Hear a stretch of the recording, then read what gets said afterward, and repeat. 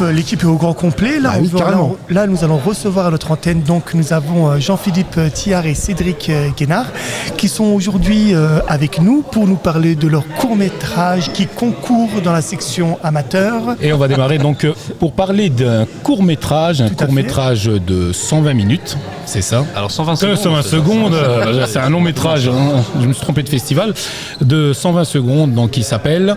Comme ça, tu sais. Comme ça, tu sais. Donc, vous avez fait une coproduction. C'est juste. Voilà, c'est ce que vous avez fait.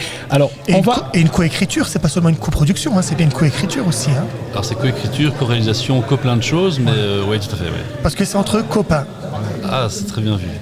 C'est juste. Alors, ce qu'on va faire, parce que on s'est vu hier, donc à Villerue, on a discuté, on a sympathisé, donc de personnes très sympathiques d'ailleurs. On va essayer de parler de ce court-métrage sans donner le nom du sujet. Très bien. On va essayer de ne pas spolier au maximum. Donc, quand on voudra parler du sujet, on dira le sujet. Et si les auditeurs et auditrices veulent savoir de quoi on parle ou s'ils ont une idée, ils n'auront qu'à aller voir le court-métrage pour voir si leur idée est bonne. Ah ben parfait. Est-ce que ça vous va comme ça? Super. Donc, alors, je vais commencer parce que ce court-métrage, messieurs, m'a donné du fil à retordre. Mais alors, du fil à retordre au niveau où je me suis posé, la première question que je me suis posée, c'est qu'est-ce qu'il fait dans un court-métrage amateur? C'est un premier film, donc avec ce motif-là, il pouvait être inscrit dans ces compétitions-là, ça me semblait plus cohérent. Voilà.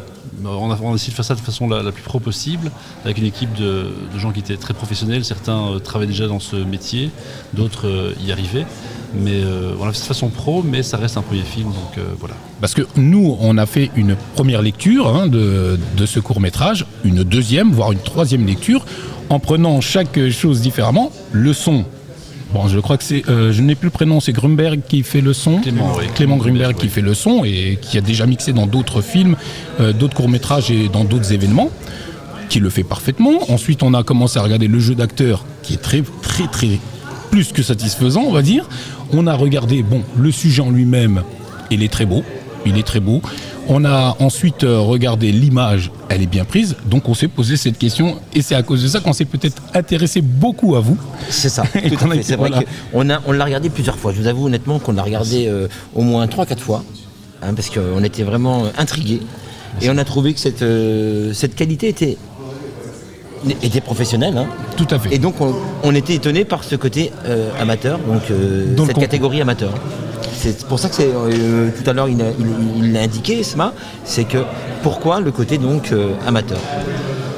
Alors amateur parce que c'est un premier film. C'est un premier film, voilà, c'est ça. C'était catégorie amateur, catégorie premier film, et donc dans le côté premier film, ça matchait.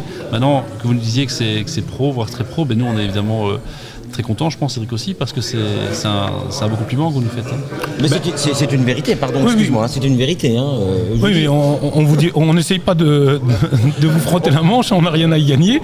Mais non, ce qui est impressionnant aussi, c'est qu'on a pu aller voir aussi, hors de ce court-métrage, le making-of. Vous êtes dans le making-of, on vous voit très proche des acteurs, très proche du perchiste. Est-ce que c'est votre formation, on va dire, vos compétences de coach qui fait ça? Parce qu'avant, il est aussi coach, et voilà, on le sait aussi. Et d'ailleurs, je tiens à vous féliciter, vous avez fait une superbe différence entre le coach et le thérapeute qu'on a pu lire. C'est très rare d'avoir quelqu'un qui arrive à exprimer la différence entre les deux. Est-ce que le travail de coach vous a servi dans l'accompagnement, on va dire, de ce film au niveau des humains? Alors, plutôt que le service, c'est la nourriture. Donc, j'aime le contact avec les gens et j'aime pouvoir construire quelque chose avec l'autre. Donc, automatiquement, la proximité s'installe. En tout cas, il y a une envie de proximité. Donc, c'est pas dans le but de se servir, mais c'est juste un processus de fonctionnement un peu automatique. D'accord. Une autre question à vous deux.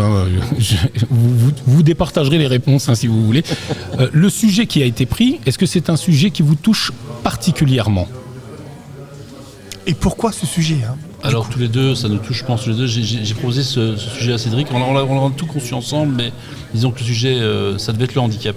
Il fallait que le film réponde à la question quel est pour vous le handicap, pour nous, puisqu'on est forcément 2, ça fait pour vous, mais il y avait 3 contraintes en réalité. C'était dans le cadre d'un concours au festival du film, le TEF, le The Extraordinary Film Festival. Ah, il faut faire moins de 2 minutes 30 là. Ça devait faire 2 minutes générique compris, c'était une première contrainte. La deuxième contrainte, ça devait être tourné avec une caméra de poche style GoPro, une tablette ou un GSM, un téléphone portable, comme vous dites en France. On a opté pour le portable. Et il fallait que ça fasse 2 minutes générique compris. Donc c'était vraiment 3 contraintes qu'il fallait respecter.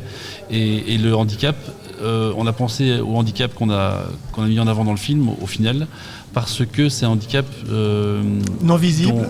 Non visible, c'est vrai, dont souffrait ma marraine en fait, qui a choisi de nous quitter il y a maintenant 13 ans, et qui voilà, donc c'était notamment pour cette raison-là qu'on voulait lui rendre hommage et qu'on voulait parler de son handicap, comme vous l'avez dit, invisible, mais qui reste un handicap.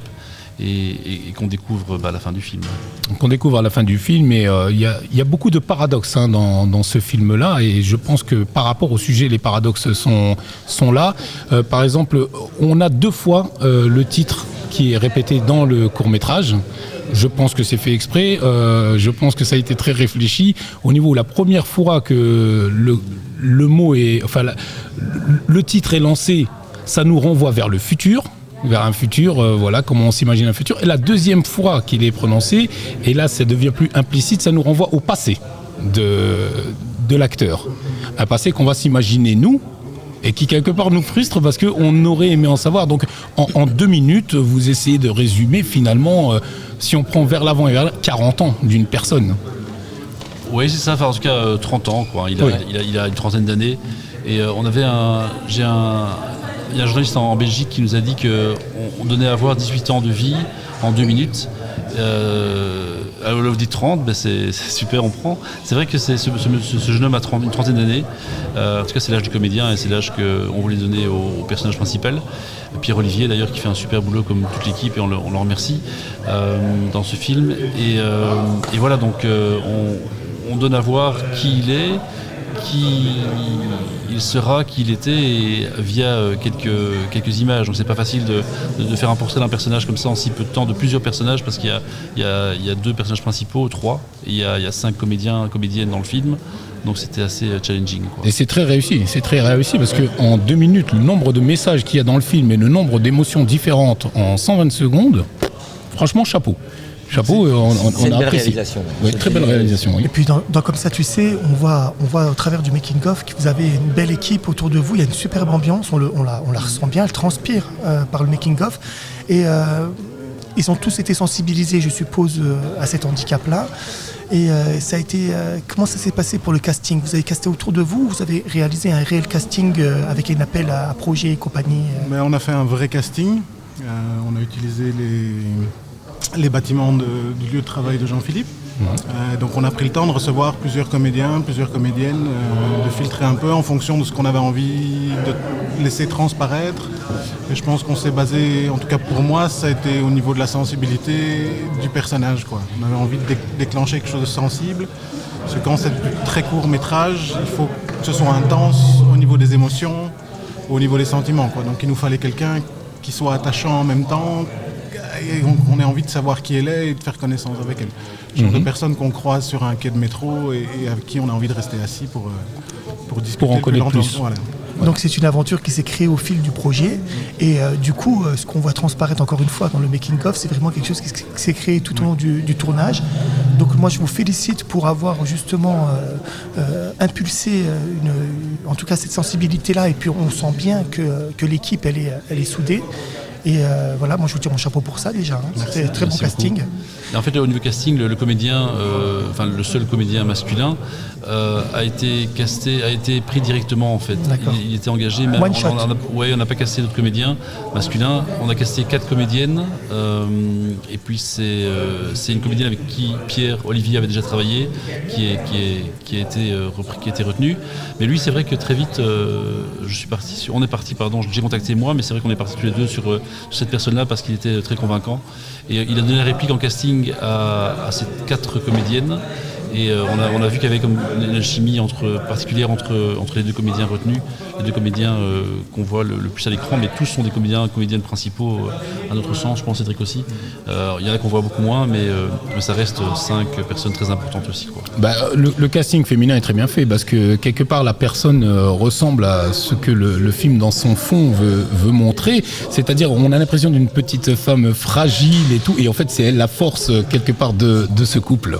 Et ça, dans beaucoup de couples d'ailleurs. C'est pour ça que je dis que c'est un film avec plein de paradoxes, mais qui justement justifie bien le sujet que vous avez bien pris, qui est aussi le paradoxe quelque part. Je n'en dis pas plus pour les auditeurs. On ne va pas spoiler, c'est vrai, effectivement. C'est très dur de ne pas spoiler, tellement on a envie d'y aller dans ce sujet. Alors, parce qu'il est très intéressant. Oui, 2 minutes de film, combien de temps d'écriture? Alors, écriture, ça allait très vite et en même temps il y a eu pas mal de versions du scénario. Enfin je veux dire, on a changé le scénario jusqu'à la veille, il y a eu quelques petites modifications. Mais au départ ça devait se passer dans une baignoire. On avait imaginé le couple dans une baignoire et il y avait cette annonce, mais on s'est rendu compte que tout dans une baignoire c'était très compliqué. Le chef-op devait être vraiment dans la baignoire directement aussi. C'était dangereux au niveau de la sortie du bain parce que la comédienne sortait du bain à un moment. C'est ce que c'est la figure, ça ne le faisait pas non plus. Et puis finalement voilà, ça nous limitait un petit peu. Donc on est parti sur des lieux différents. Et je pense que ça a marché mieux que ça n'aurait marché dans une baignoire où ça va vraiment limiter l'espace, quoi. Ouais, on a 2 minutes, on a un seul plan, non, on a 2 lieux, on a la salle de bain et puis la chambre commune. C'est ça. Et voilà. En fait, c'est quand même un faux huis clos puisque quand il se projette dans un avenir, on a d'autres endroits aussi. Donc c'est un faux huis clos quelque part. C'est très intéressant d'avoir ce faux huis clos parce que quand on dit 2 minutes, on ne s'imagine pas qu'il va y avoir des scènes dans combien? Il y a peut-être 5 endroits différents finalement? 3 lieux différents. Ouais, c'est ça, 3 plus les deux du départ, c'est ça? Les deux du départ, plus c'est le... Non, 3. Non, c'est juste. Il y a des séquences. Dans un premier lieu, donc une chambre d'hôtel avec sa salle de bain et la partie principale de la chambre. Et puis il y a 2 lieux et demi, j'ai envie de dire, 2 lieux et demi de tournage. C'est 2 lieux de tournage, mais on va voir qu'un des 2 lieux évolue pour donner un deuxième lieu. Et puis il y a ce lieu final qui est tout à fait dissocié. Ah. Et tout a été tourné à Mont-Saint-Guibert et Louvain-la-Neuve, écrit à Mont-Saint-Guibert, Louvain-la-Neuve, Cours Saint-Étienne. C'est vraiment assez local, assez. Tourné en combien de temps? Tourné en une journée. C'était assez chaud. On avait droit à une journée parce que le chef-op nous avait dit voilà, moi je le fais, mais il ne faut pas que ça prenne plus d'une journée. Et plus d'une journée, c'est chaud parce que ça veut dire qu'il faut loger les gens, ça veut dire qu'il faut les nourrir sur 2 journées. Ça demande du matériel à garder plus longtemps. Donc si on peut tout faire en une journée, c'était super et on y est arrivé. Donc 2 minutes utiles en une journée, c'était pas facile. C'est un beau challenge. Et puis il est bien réussi d'ailleurs en plus. Ça, oui. Il est bien réussi. Et puis si vous avez envie de voir un film, comme je dis, avec des paradoxes, parce qu'on parle du passé, du futur, on parle de la force, on parle de la faiblesse. D'un autre côté, on parle aussi de la peur, on parle de l'espoir en 2 minutes. C'est tous ces paradoxes-là qui m'ont le plus frappé, dans le fond. Des projets futurs? Justement, des projets, Oui. Mais tous les deux, je pense, Cédric. Moi, je suis en phase d'écriture pour le moment. Ah, on est toujours sur du court-métrage? Alors, il y a 2-3 nouvelles qui sont prêtes, qui sont là pour des courts-métrages. Et le projet qui m'occupe maintenant, c'est plutôt pour faire du long-métrage. Ah, du long-métrage. Voilà, ça va prendre un petit peu plus de temps à sortir, mais c'est une histoire assez intense qui me tient à cœur. Ouais. Et qui a besoin de sortir. Il faut donc, il faut la sortir. Vous le ferez ensemble ou Alors il y en a un, en plus de ce que Cédric a mentionné, qu'on est en train d'écrire ensemble, qui s'appelle Ernest. Il y a peut-être des choses sur lesquelles je vais être impliqué, des choses que Cédric vient de mentionner. Et personnellement, j'ai un projet de court-métrage qui est déjà écrit, qui fait presque 30 pages, qui doit en faire une vingtaine idéalement. Il faut couper, et ça c'est une fiction sur laquelle je suis depuis un petit temps. Mais là, principalement, personnellement, j'ai plutôt un projet de documentaire avec une protagoniste qui était contactée et qui serait là, je pense, un cours de nouveau, un cours plus long que 2 minutes, mais combien de temps, je ne sais pas encore. J'aimerais commencer à tourner on aimerait commencer à tourner en septembre-octobre, au plus tôt. Là, je suis en écriture et voilà, c'est un sujet qui me tient fort à cœur, forcément, puisque j'ai envie de travailler là-dessus, qui est l'histoire de cette protagoniste, une jeune femme qui a 27-28 ans et qui raconte en fait son histoire à son fils, une histoire assez forte, qui part d'un bouquin d'art-thérapie. Elle explique son vécu à son petit garçon via un livre qui a été conçu à part de l'art-thérapie. Et moi j'ai envie de partir de ça et de travailler avec les mêmes personnes en fait. À l'image, j'aurai de nouveau Jeff Metz qui était à l'image sur notre film, ici comme ça tu sais. Emma Cole qui était assistante rédactrice sur 2 de nos films avec Cédric, notamment comme ça tu sais. Et le son serait du nouveau Clément Grumberg que vous avez mentionné. Tout à fait, oui. On travaillerait en équipe à 4 voilà, là-dessus. Ouais. Et bon, vous êtes tous les deux profs d'anglais, hein, donc dans le supérieur pour Jean-Philippe, et donc en secondaire, troisième, c'est ça ? 4-5-6. 4-5-6, donc voilà, c'est pour les Français, puisqu'ils viennent de Bruxelles, c'est le lycée. 4-5-6, c'est le lycée ici. Et vous avez jamais pensé faire une composition en anglais ? On a fait un film qui s'appelle Let's Flirt sur le Let's Dance, calqué sur le Let's Dance. Et Let's Flirt, c'était un concours aussi, là c'était 15 secondes, donc c'était encore plus chaud. Et ça c'était en anglais. Donc il y avait de l'anglais qui était d'ailleurs, le texte en anglais était dit par Tim Byrne, qui est un prof à l'UCL, qui est anglophone, qui est néerlandophone aussi. À Liège. Non, c'est à Louvain, à l'UCL. Louvain, ok. Louvain-la-Neuve, ouais. Mais rien n'est très loin en Belgique, hein, mais là c'était Louvain-la-Neuve. Et lui a dit ce texte, et c'est avec Cédric qu'on a fait ça à deux aussi. Ça s'appelait Let's Flirt, et là c'était en anglais, voilà. Par rapport à Let's Dance de David Bowie. Exactement, ouais. Ok. Ouais. C'était le thème de ce concours, c'était flirt, il fallait qu'il y ait de la drague, et nous on a essayé de détourner ça un peu de façon humoristique cette fois-ci, avec les deux mêmes comédiens principaux. Il y a 4 comédiens principaux, mais ils sont 4, mais il y a notamment Pierre-Olivier et Jeanne Abraham qui sont de nouveau de retour dans ce film-là. D'accord. Ce n'est pas ta seule activité, hein, je crois. Hein. Tous les deux, on fait pas mal de choses différentes. Mais personnellement, moi je suis prof d'anglais, comme vous l'avez dit, je suis journaliste cinéma pour différents médias, et notamment mon média qui est en cinémascope, notamment .be, et on est sur Facebook, Instagram, YouTube. Twitter et YouTube. YouTube, il y a une chaîne. YouTube, il y a 130 vidéos, je crois. Oui. Et notamment, vous retrouverez d'ailleurs là-bas le making-of de Comme ça tu sais, et des passages en radio, et alors l'after-movie d'une séance qu'on avait faite. Voilà, moi c'est Cédric qui fait pas mal de choses. Moi je suis donc prof de langue aussi, j'ai une activité de coaching, il y a mon activité d'écriture qui prend du temps. Et alors je donne des formations en communication en entreprise. Et quel effet ça fait alors du coup de se retrouver dans une position où votre film va être analysé alors qu'on a l'habitude justement d'analyser? Moi, ce que je préfère dans la vie, c'est le cinéma. Enfin, ce qui me touche vraiment, il y a plein de trucs que j'aime dans la vie. J'aime ma famille, j'aime mon fils, j'aime ma femme. Et c'est super important, ça passe avant tout. Mais niveau passion autre, qui était là avant cette famille qui existe maintenant depuis quelques années. Et à côté et après, voilà, c'est très parallèle à tout ça. C'est ma grande passion, c'est le cinéma. Et que ce soit l'écriture d'articles, de critiques, de présentation de festivals autour du cinéma et tout. Mais finalement, encore plus, c'est l'écriture, c'est la réalisation. Qui me touche vraiment très fort, quoi. Donc voir son film évidemment analysé, présenté, commenté, mais quand c'est fait aussi gentiment que par vous et aussi avec autant de bienveillance, on n'est même pas gentil, on est juste. Hein.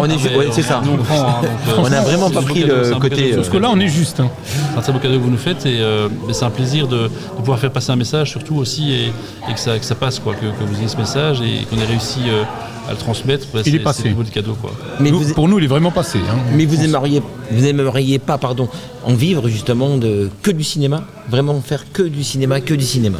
Donc c'est-à-dire qu'on arrête tout, la profession qu'on fait actuellement, les coachings, tout ça, ou d'autres. Pourquoi pas. Moi c'est vraiment la partie écriture qui m'éclate. Oui, voilà. Donc c'est de pouvoir écrire une histoire et puis de la laisser prendre son envol. Donc on parlait de la critique et tout ça, ça appartient aux gens.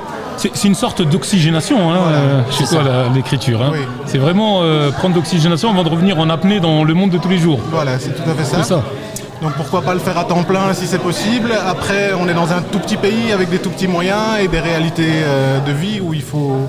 Oui, mais la Belgique, je trouve que la Belgique commence vraiment à se développer de plus en plus, même au niveau France, au niveau, on retrouve de plus en plus d'artistes, d'acteurs, que ce soit dans la musique, dans le cinéma, qui viennent de Belgique justement. La Belgique a commencé à ouvrir ses portes. Elle s'exporte en fait. Elle s'exporte de plus en plus. Elle a toujours existé au niveau cinéma, mais elle s'exporte de plus en plus. On retrouve de plus en plus justement Il y a beaucoup de coproductions avec la France notamment, et c'est vrai que les artistes belges ont la cote en France, à Paris et en France en général, parce qu'il y a peut-être un côté, alors je sais pas, moins prise de tête, moins chauvin, moins sincérité je prends, mais vous voulez peut-être plus de simplicité, et puis on fait les choses comme on peut les faire en Belgique, c'est pas toujours facile. En tout cas en Belgique francophone, on a beaucoup moins de budget qu'en France, ce qui est normal, c'est une petite région par rapport, c'est 3,5 millions, 4 millions d'habitants, avec peut-être 4,5 millions. En France, vous êtes 70 millions, donc c'est un territoire beaucoup plus vaste, mais avec les moyens qu'on a, je pense qu'on fait un peu... Il y a des belles choses qui se font en tout cas en Belgique aussi, et assez singulières j'espère, et donc c'est très différent le cinéma belge, c'est pas qu'un cinéma, comme le cinéma français n'est pas qu'un cinéma non plus, et c'est valable pour toutes les cinématographies, mais disons que ça part un peu dans tous les sens, c'est fait avec des moyens pas toujours énormes, et ça permet pas mal de créativité créativité, c'est les contraintes, mais qui donnent lieu à de belles choses, je pense, et un peu dans tous les sens. Donc il y a le cinéma de genre aussi, c'est pas que le cinéma social, on pense souvent, tiens, c'est les Dardennes et tout, et le public belge francophone n'est pas assez friand, je pense, n'est pas assez tourné vers son cinéma. Le cinéma belge, en salle belge, a malheureusement pas le succès qu'il mérite. Je dis souvent que Smaïl, on est plus proche des 70 millions en France que des 70 millions. Hein. Oui, c'est vrai. Ils ont fait un belgicisme.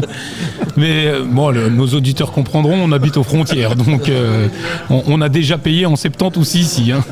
Donc comme je disais, on dit toujours le cinéma français c'est très mécanique, hein, très carré, que le cinéma belge c'est du bricolage qui devient artistique finalement. Voilà, c'est un peu l'image qu'on a entre les deux cinémas. On arrive à la même chose, ça roule, mais on l'a fait différemment. Et puis il y a des films belges quand même qui sortent aussi, qui se font connaître aussi à l'étranger, hein, qui traversent les frontières francophones. Je veux dire, on a eu il y a 2 ans, on a eu 2 ans le bonheur d'ailleurs tu étais là Romu, d'avoir toute l'équipe de Dick Henneck autour de notre micro. Ils sont une équipe formidable et qui sont des roublards parce qu'ils sont venus, ils nous ont dit pour la petite anecdote, on reste que 15 minutes, hein, comme ça ils se sont dit si c'est nul on se casse et finalement 1h30 après on était encore au micro. C'est des bons. Mais je pense que c'est Olivier Hofstadt et François Damiens notamment, il y a des Français dedans aussi. Hein. Oui, c'est ça. Il y a une super distribution. C'est du Nord. Ce film, c'est vraiment un film qui a marqué plusieurs générations de fans de cinéma. C'est un film très marquant pour le cinéma belge. Ouais. Eh ben, nous vous remercions d'être venus au micro de X-Move. Nous disons à tous nos éditrices et nos auditeurs d'aller regarder ce film qui s'appelle Comme ça tu sais. Voilà, comme ça tout le monde saura. Voilà, saura plutôt. Donc c'est un super film qui traite d'un super sujet. On a réussi à ne pas spolier. Bravo les gars. Bravo. C'était compliqué. Et on vous dit donc à bientôt ici, j'espère pour un nouveau court-métrage.